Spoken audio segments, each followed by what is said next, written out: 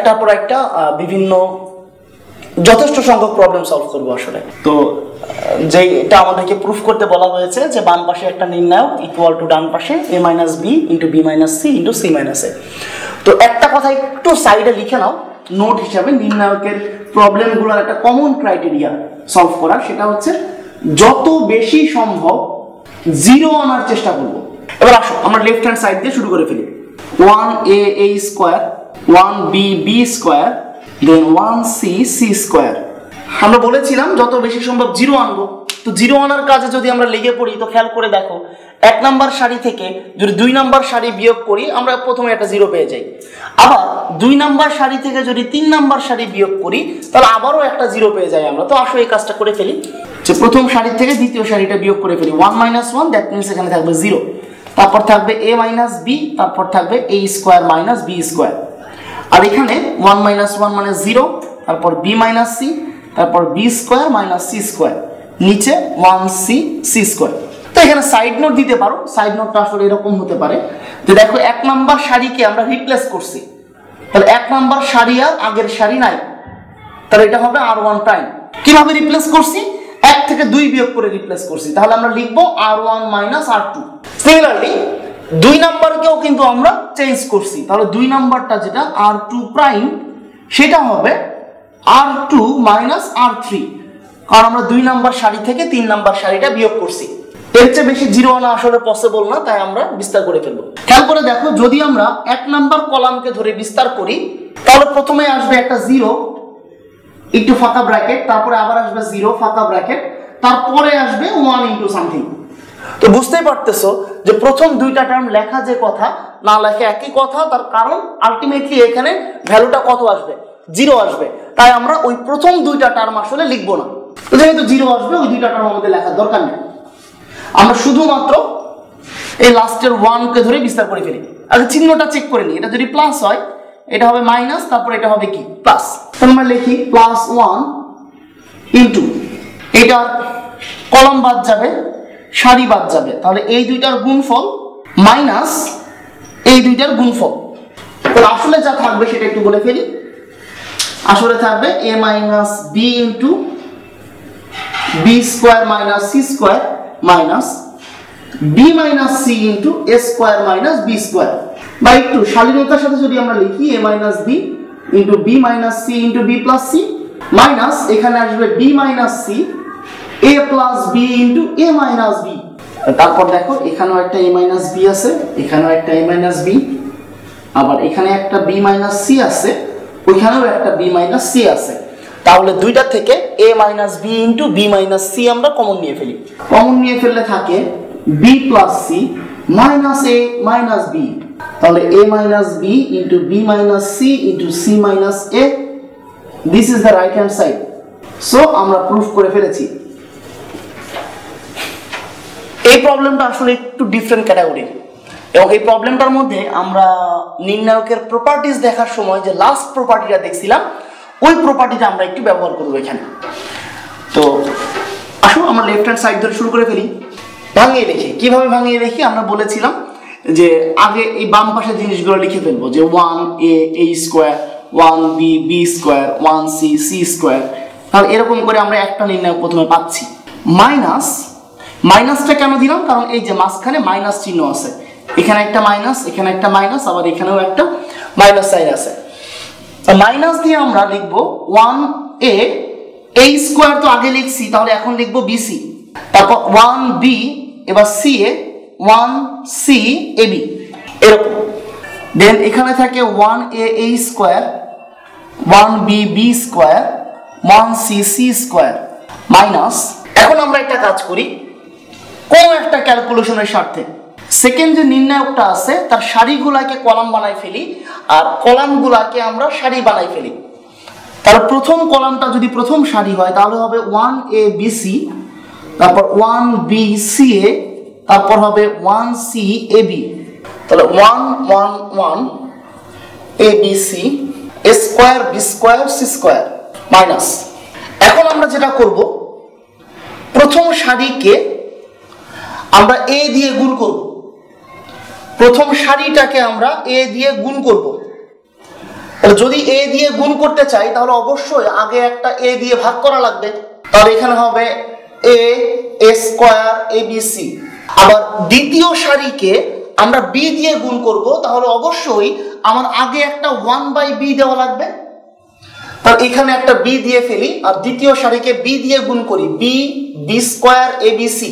আর তৃতীয় সারিকে বুঝতে পারছো আমরা সি দিয়ে গুণ করব, তাই নিচে একটা 1/c দিয়ে দিচ্ছি, সি স্কয়ার এবিসি। তাহলে 1 1 1 ABC A square B square C square minus 1/abc তো আগের থেকে আছে। এখন খেয়াল করো, এই যে একটা কলাম, এই কলামটা থেকে আমি কি abc কমন নিতে পারি না? পারি তো। তাহলে ওই কলামটা থেকে যদি abc কমন নিয়ে ফেলি, তাহলে সামনে একটা abc আছে, আর 1b abc a square 1 b square 1 c square 1, abc কাটাকাটি যাচ্ছে, তো থাকে 1 1 1 abc a square b square c square minus. এখন আমরা যে নির্ণায়কটা পেলাম ওই নির্ণায়কের সারিগুলোকে কলাম বানাই, আবার কলামগুলোকে সারি বানাই, বানিয়ে দেখি কি আসে। আসলে এখানে আসবে abc a square b square c square 1 1 1 abc a square b square c square minus. এখন একটু খেয়াল করে দেখো, এবার আমরা একই সাথে দুইটা ইন্টারচেঞ্জ ঘটাবো। কি ইন্টারচেঞ্জ ঘটাবো? আমরা দুইটা সারির মধ্যে ইন্টারচেঞ্জ ঘটাবো, আবার আরো দুইটা সারির মধ্যে ইন্টারচেঞ্জ ঘটাবো। তাতে কাহিনী কি হবে? একবার ইন্টারচেঞ্জের ফলে আমরা জানি একটা মাইনাস চিহ্ন আসে, তাহলে আরেকবার ইন্টারচেঞ্জের ফলে আরেকটা মাইনাস আসবে, তাহলে মাইনাসে মাইনাসে আলটিমেটলি কি হয়ে যাবে? প্লাস। দ্যাট মিনস আমরা যে সারির মধ্যে ইন্টারচেঞ্জ ঘটাইছি তার কোনো ইফেক্টই আমরা আসলে বুঝতে পারবো না, তার কারণ ইন্টারচেঞ্জ একবার হয় নাই, ইন্টারচেঞ্জ হয়েছে কয়বার? দুইবার। তাহলে একটু খেয়াল করে দেখো, আমরা প্রথমে যে কাজটা করব সেটা হচ্ছে 1 নাম্বার সারি আর 3 নাম্বার সারির মধ্যে ইন্টারচেঞ্জ ঘটাবো। তখন আসলে এরকম দেখা যাবে 1 1 1, আর এখানে abc চলে আসবে, আর এখানে a square b square c square. তাহলে একটা ইন্টারচেঞ্জ কিন্তু হয়ে গেছে।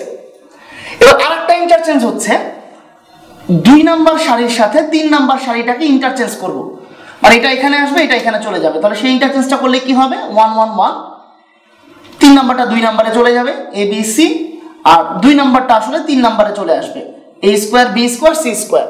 তাহলে আমরা যে দুইটা ঘটনা ঘটাচ্ছি তারপরে আলটিমেটলি নির্ণায়ক পাচ্ছি আমরা এটা। তাহলে এটাই আসো আমরা ফর্মালি ওখানে লিখে ফেলি, 1 1 1 abc a square b square c square. দেখো বাম পাশের নির্ণায়ক আর ডান পাশের নির্ণায়ক সমান, তাহলে একটা থেকে আরেকটাকে বিয়োগ দিলে রেজাল্ট আসবে 0, যেটাই আমাদের রাইট হ্যান্ড সাইড ছিল। আমরা এখানে আবারও লেফট হ্যান্ড সাইড থেকে শুরু করব এবং আমাদের টার্গেট যত বেশি সম্ভব 0 নিয়ে আসা। একটু খেয়াল করলে বুঝতে পারবো, এই 1 নাম্বার কলামের শুরুতেই একটা 1 আছে, 2 নাম্বার কলামের শুরুতেই একটা 1 আছে, সিমিলারলি 3 নাম্বার কলামের শুরুতেই একটা 1 আছে। আমরা যদি 1 নাম্বার কলাম থেকে 2 নাম্বার কলামকে বিয়োগ করে দিই, প্রথমে একটা 0 পেয়ে যাব, আবার 2 থেকে 3 কে বিয়োগ করলেও আরেকটা 0 পেয়ে যাব। তাহলে সেই কাজটা করে ফেলো। তাহলে 1 - 1 আসবে 0, তারপর এখানে আসবে a - b, then a cube minus b cube, তারপর এখানে 1 - 1 মানে 0, তারপর b - c, b cube minus c cube. 3 number কলামকে সেম রাখবো আমরা, 1c c cube. Side note দিয়ে ফেলি, c1 প্রাইম হচ্ছে c1 - c2, আর c2 প্রাইম হচ্ছে c2 - c3। বুঝতে পারতেছো? এখন আসলে আমাদের আর তেমন কিছু করার নাই।